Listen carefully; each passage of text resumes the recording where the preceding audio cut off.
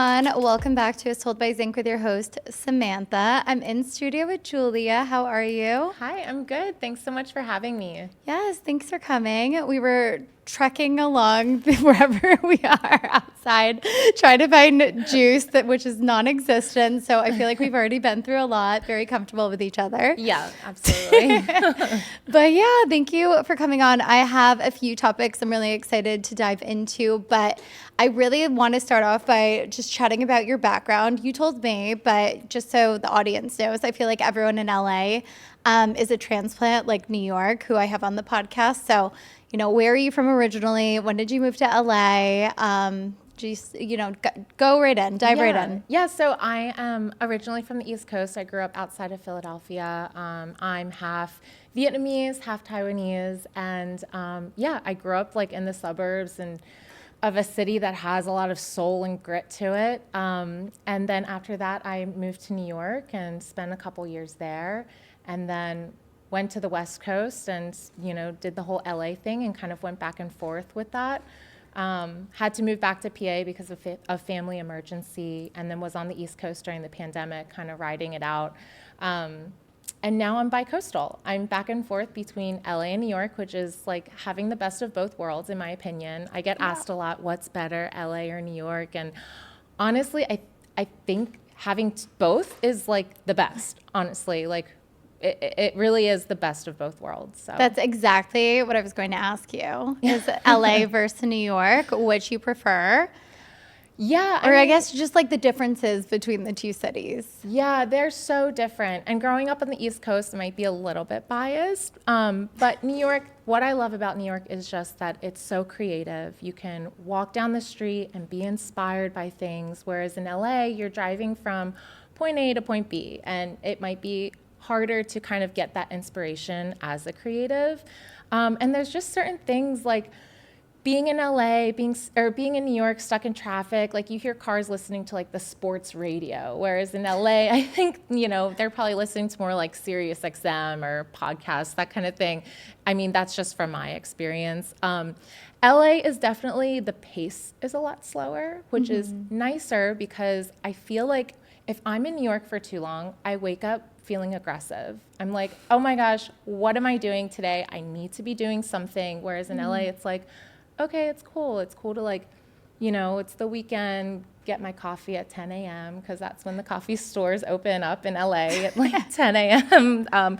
Whereas New York, it's like they're open at 7, 24/7 kind of thing. But I think the lifestyle in LA is really nice when you have a job where you have to be kind of working around the clock 24/7 and 7 days a week. I think the lifestyle of LA is great, and there's just a lot of health and wellness that you can find here. I think they're definitely more ahead of the trend when it comes to like nutrition, healthy food, and even like cosmetics and beauty and med spas and that kind of thing. I feel like LA is a little bit more of a step ahead. So having the convenience of New York and then having like the pace of LA is a nice balance. I love that. That was actually the radio. I love that one. Did that just like pop up, or have you thought about that before? I've thought about that before. Like coming from the airport, going to my apartment in New York, I'm like, oh my God, I'm in New York right now. I hear sports radio, like AM radio right now. You were so right though. Oh my gosh. And you honestly nailed it with just being a slower pace here, and then New York, you're just go, go, go. Yeah. What about dating? Which city is better for dating? Honestly, I think it's different. In New York, I feel like there's more like finance bros, that kind of type of guy that like you'll meet.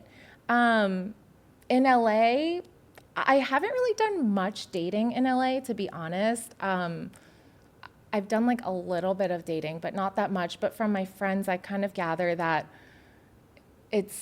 they might be looking for like younger girls. I don't know if that's like the right thing to say, but I'm not really sure because I don't have a lot of experience dating in LA, to be honest. Most of my dating was on the East Coast. I will say I did use dating apps for the first time, like towards the end of the pandemic, and that was really interesting for me. But yeah, most of my dating was done on the East Coast. That just reminded me. I had this like Hinge guy during the pandemic. And Yeah. when New York was just like shutting down, but we're just like, Yes. what's going on? I would still Uber to his house to see him. And I kid you not, I was like, the streets were just bare. Oh I my think gosh. there was like curfew. And I'm like, screw the curfew. I need to be in love. Okay. Like just.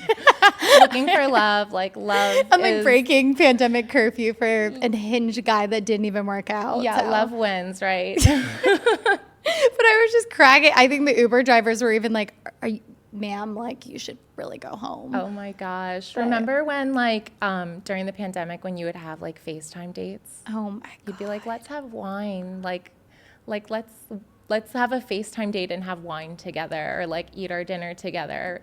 Yeah. Just the things that we did during the pandemic. Like It's so dating. comical. I had the FaceTime dates too. And I learned the hard way too of like, I don't know. I just feel like a lot of these guys were just not very truthful on the app, but you FaceTime too. And you're just like, I don't know. I found out like a few things through these FaceTimes. like I'm curious. You have to tell me what are the things that you found out? I don't. So this one guy told me, and I do not. I realize everyone's situation with the pandemic is a little different. A lot of people went home, rightfully so. But I found out like he had never moved out. Like he was living at home permanently. And because he lied and said he had his own place, and then his parents came in the room and said dinner's ready, and I was like, gosh. which I'm like, if you went home for like, you don't have to lie, you know. Right. So I was just like. There's like another layer of like I'm like, everyone I knew went home to their family. Yeah. That's normal, but you don't have to pretend like I just felt like lies kept compiling. I'm just like the FaceTime thing, very weird for me. yeah, probably because it was easier to hide things because you're literally just turning on the camera and that's it. Like you're not like in their home. You can't really get the vibe of like what's going on as much. Yeah. And I would be so nervous. I would like just be like chugging my wine. And I'm a very social person, but I'm like, why is the FaceTime so nerve wracking? Yeah, no, I know. I'd always like be like, okay, is the lighting in my room good? Yeah. Like just the angle. What am I wearing? That kind of thing. Oh my gosh. Yeah, the because pandemic- you want to look like a chill girl. Yes. But also you have to put on like the no makeup. Like I just took a nap. Like this is me.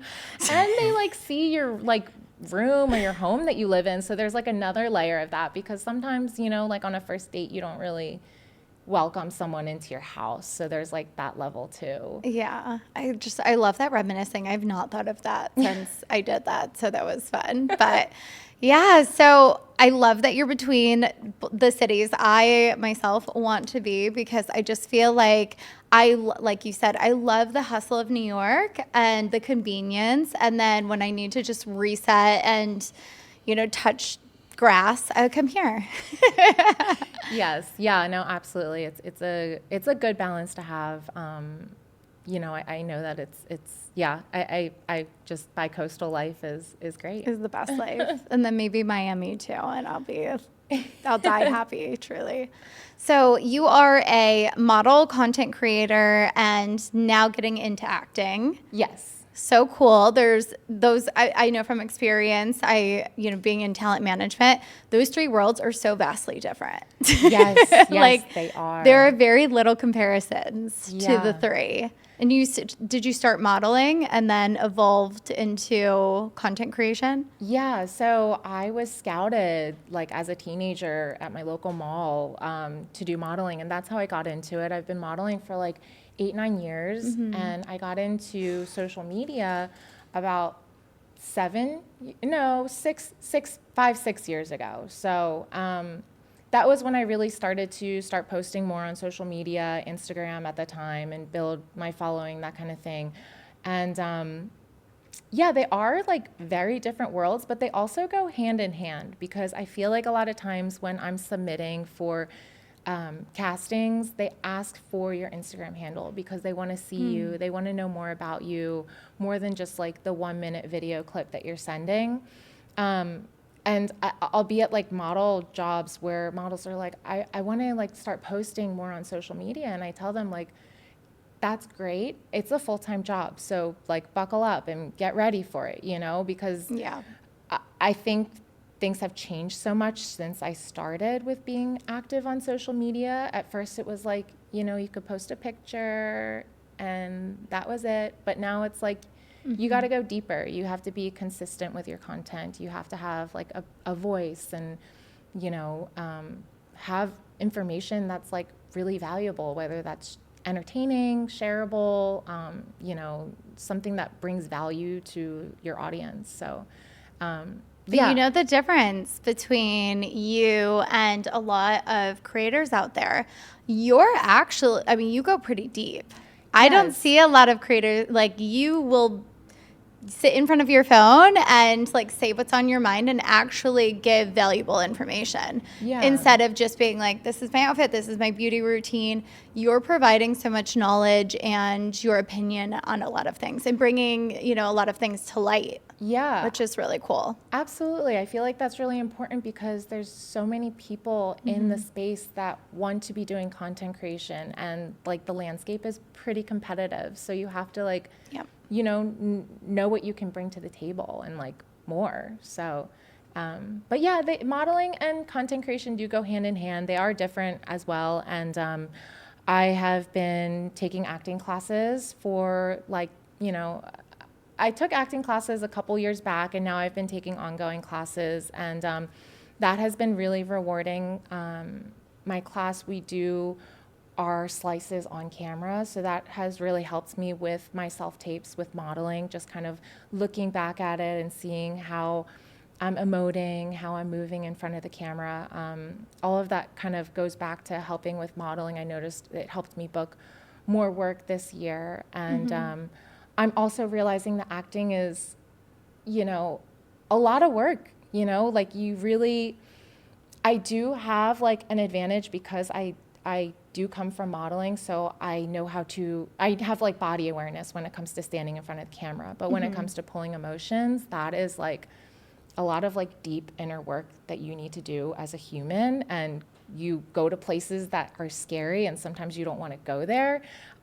So it's been really rewarding and been really a journey for me. So these acting classes are almost like therapy in a sense of like getting it out. yes, it can be cathartic at times for Yeah. sure, because you're pulling through emotions of what you may be going through at the time. And, there's times where there's waterworks. I've had a panic attack at class, like not in a scary way, but just like, oh You my were gosh, so like in it. yeah, this feels so real. And like, wow, I need to take a second to like get out of it too.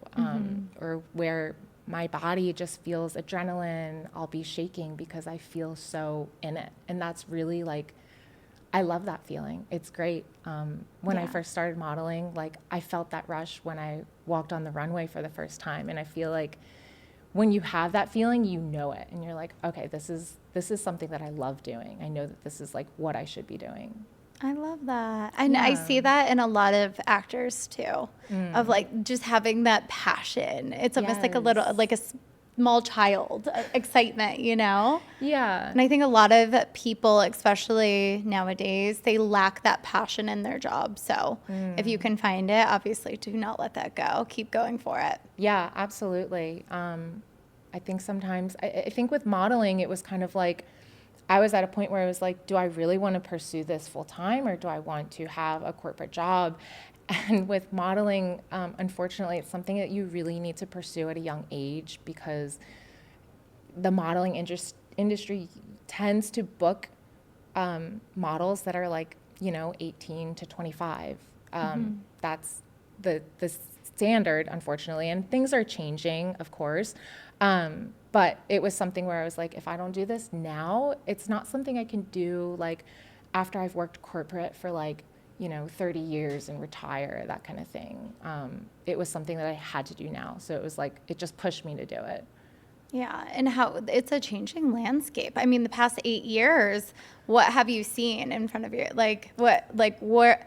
What did it look like when you started, and what does it look like now, and where do you think it's going? I mean, modeling has been vastly different every 2 years, I would say. Oh my gosh, when I first started, they wanted girls that were like 18 to 21. That was like the prime. If you didn't start when you were like in your teens, it was like too late. Like girls thought like, oh my God, it's too late. I'm 21. Like I have already peaked kind of thing. Now things have changed for sure. I had meetings with agencies about over a year ago, and one agent who used to be like the head at Maryland agency, which is a top New York agency, she was like, actually models are in their prime from like, what did she say? Like 32 to 40. And I was really surprised that she said that. We love that. Yeah, we love that. And I was like, oh, okay. Like, wow, coming from someone who is such like an experienced agent. You know, and now that I'm older, I see like there is a lot of time that it takes for models to develop and get that experience in their younger years. And then it's not really, I think for me, like I thought I would have just like been working instantly, but it is a work in progress. And I think things have also changed with diversity and inclusion. And a lot of it kind of stemmed from BLM, Stop Asian Hate, during the pandemic, where after that, I think a lot of clients were aware of it and starting to book more models of color, being more inclusive about size. And that has definitely changed. And I think social media plays a part too, because now clients might pick a talent over another because of their social media following. And I know that that's like not what models want to hear, but it's the truth, because the client is thinking, okay, if this model has this following and they share it on their social media page, that's extra views to our brand. Yep. So it's a benefit to them. And at the end of the day, it is business. So that's like a hard truth to swallow, but you know, it's the truth. And so yeah, I think, you know, social media and the fact that like a lot of celebrities, you see celebrities now on the runway, or, you know, the revival of like the 90s supermodels and all of those trends that are happening. I really think that that is kind of folding into what I'm seeing right now, and seeing not just like this 90s cocaine looking heroin chic model, but more diversity and more brands who kind of have more of their own identity of what they're trying to portray and just going with it. Yeah. So do you feel that I guess the modeling industry is doing a good job at just including all body types and skin types and everybody, or do they have a ways to go? I feel like they have made change for sure, and I have seen that change during my time as like modeling from when I first started, but I still feel like there's a lot of room for work that could be done. Definitely, like I talk on my social media about like colorism and how I realized like my skin, the tone of my skin, like the color of my skin, like what that means and how that comes into play when it comes to modeling. I have seen more diversity when it comes to casting, but at the same time, I feel like some of these clients kind of book that one same model of color, and it's like, okay, that's great that you're showing representation, but also like, what about the other models of color too? And I think that that's where they could probably do a better job. Yeah. Yeah, I mean, I see that even in the social media industry. Really? Of just using like the same, I mean, just in general, of just always going for the same influencers. And I'm like, it's such a large space now, you know, work with everybody. Give everyone a chance. Don't just gravitate to the same creators who've gone on all of the amazing brand trips and I've worked with all of the amazing brands. Like look around and like do your research. Yeah, absolutely. And I think one big thing of that is also having people in those positions that are casting, that are picking these creators, that are aware of it and, you know, are for it and you know, want to have more representation. Otherwise, maybe they don't know. Maybe they're just like, oh, well, I've seen this girl on this other brand, so I'm going to pick her for this one. Yeah, I don't know. It's a very zero strategy, I'm sure. Yeah. And I think that brands were doing an amazing job at inclusion for a while, but this year, I feel like we've lost it. And everyone's going to come for me because this is what I do.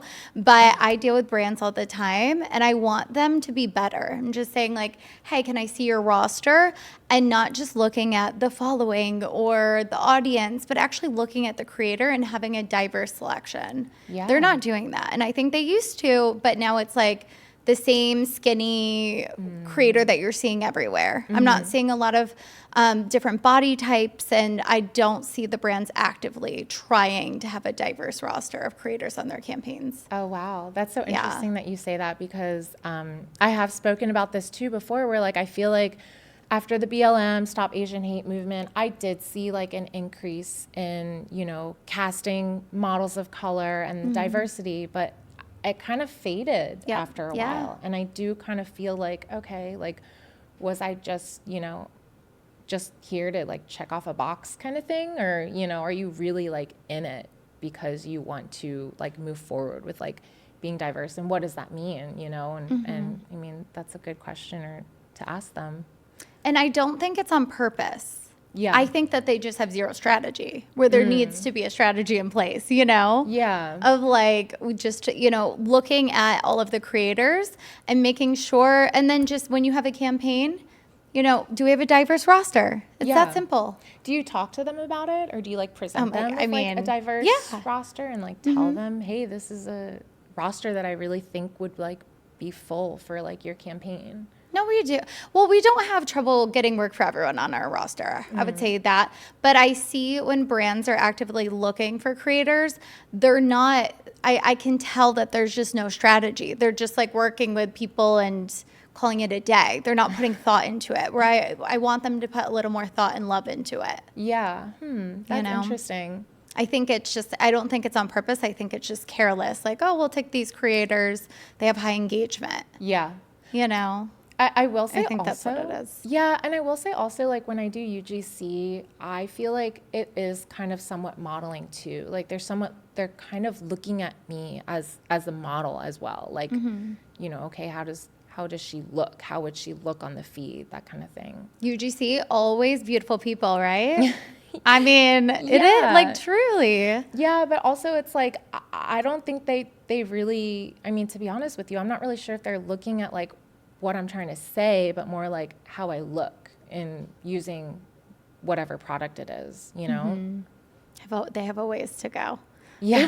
We were doing great for a while. Not we as in me, but like I noticed that, brands were actively trying to be better. And then this year I'm just like, oh my, like, are we putting any thought into our campaigns? Nope. Okay.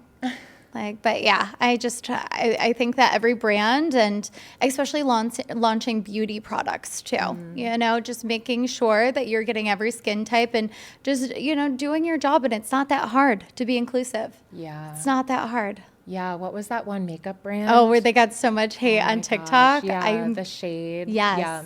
Oh my, like I could go on all day. I mean, they have a lot of work to go. Totally. But with these like 3 buckets, right? Modeling, content creation, and then you're sort of, getting into acting now. What are just the negatives of the industry? Do you have any negatives? I mean, I do feel like there's so many positives, and it can change people's lives and traveling, and I mean, it's an amazing career. But have you come across any negatives or mental health comparison game, any of that? Yeah. I mean, what do you mean by mental health comparison game? I feel like a lot of creators, what people don't realize is, yes, they love creating content, but with the comparison game and having deals one day and maybe their engagement's flopping, it does mess with their mental health a little. Okay.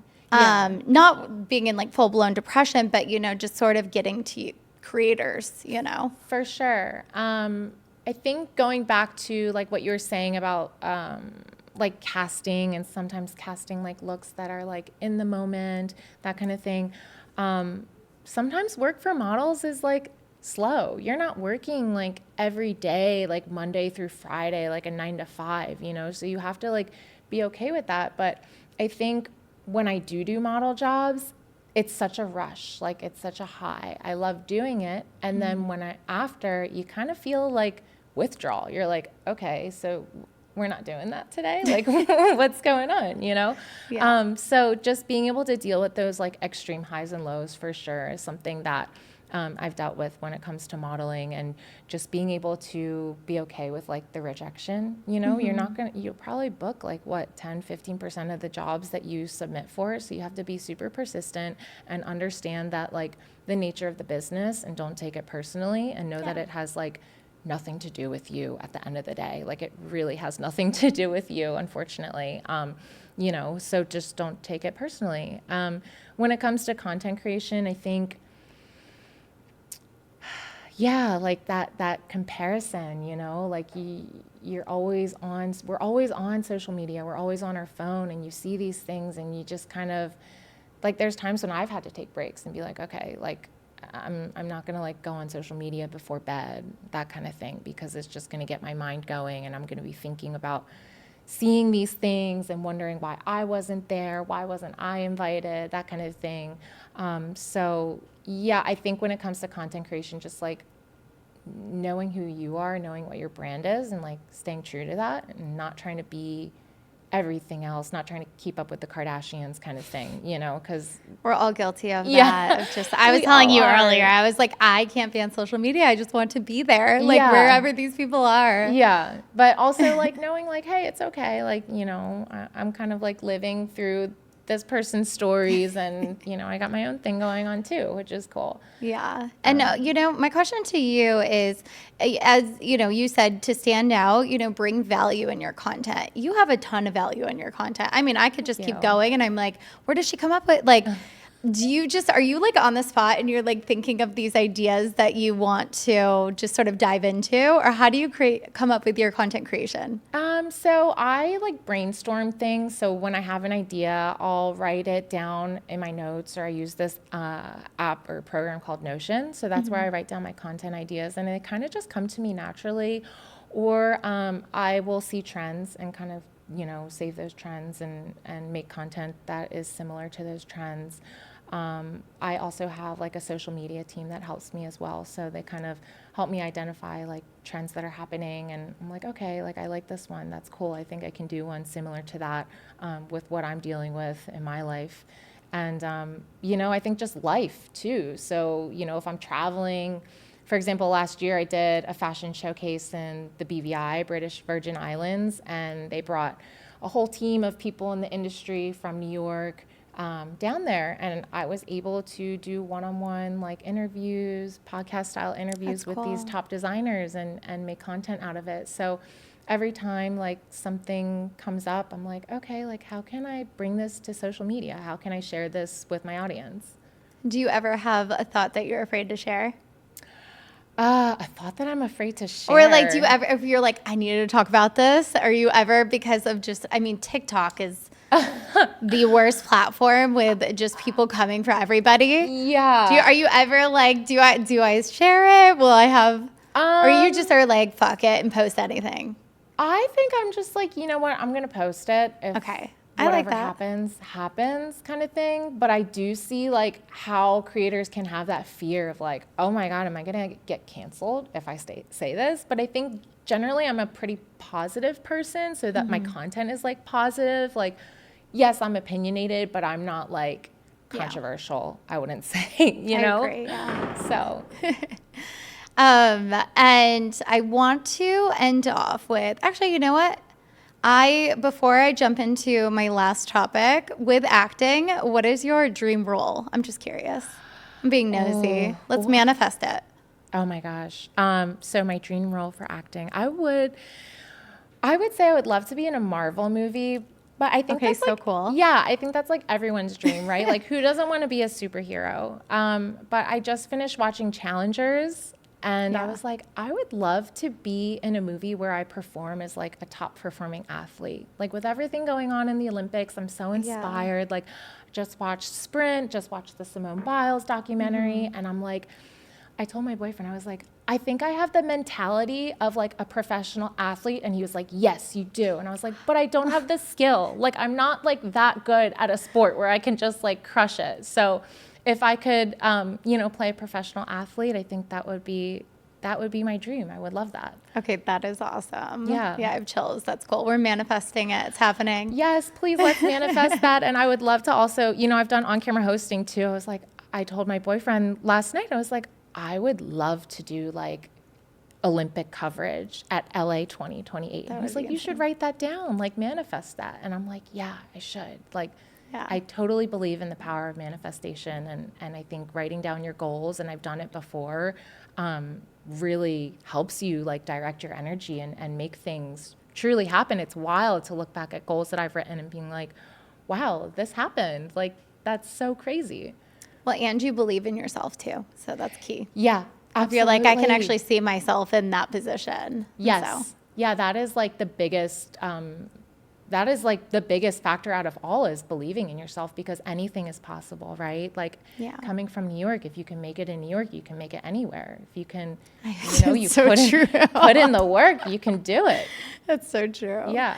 I feel like everyone should hustle in New York for a small piece of their life, and you just will be on top of the world. Like you can accomplish anything. That's what you did and you are doing right now. So oh my gosh, like I started as an intern in fashion PR. If that didn't make me who I am today, I don't know what did. I was like schlepping all over the city. Like I had like the Devil Wears Prada bosses, and oh my gosh, they would yell at me. I'd cry all the time. That's a whole different story. It made me very strong.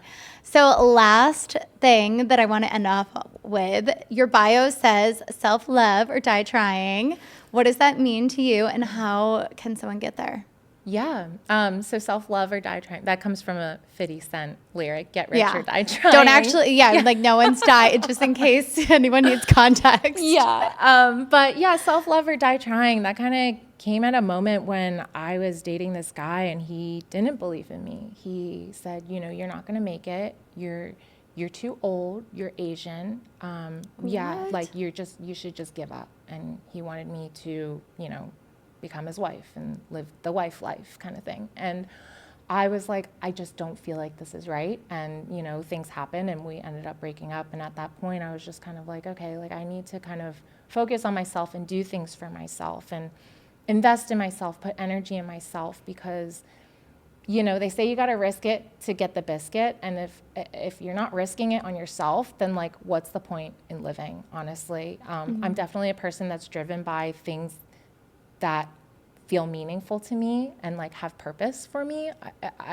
That is like what moves me. So I think if you don't have self-love, then you really can't do anything. You can't go anywhere. You're just kind of like a hamster on a wheel, right? So I think, first and foremost, you just have to start with self-love to pursue anything, be in a healthy relationship, kind of just like move through life balanced. I think that self-love is what it starts with. So yeah, so self-love, or at least, hey, at least you tried, die trying.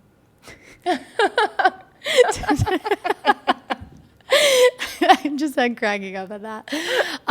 No, but that is such valuable information. And I think a lot of people, especially in their 20s, dive into relationships and attract the toxic partner, but they don't realize it's because they need to work on themselves first, because until they feel self-love and they're full and all of the things, and they can go on solo dates and they don't need somebody. The right person will come into their life, right? Absolutely. And your boyfriend now sounds so supportive. Yes. Everything you say. So I'm happy for you. He's very supportive and he knows what my passions are. We talk about them every day and we talk about his passions too. And I feel like both of us are kind of growing together. It's really beautiful. And I think if I didn't take time to kind of understand myself and who I was and what I wanted, in life and my passions, that the relationship, even if I did meet him at that time, probably wouldn't have been a healthy one. So true. Yeah.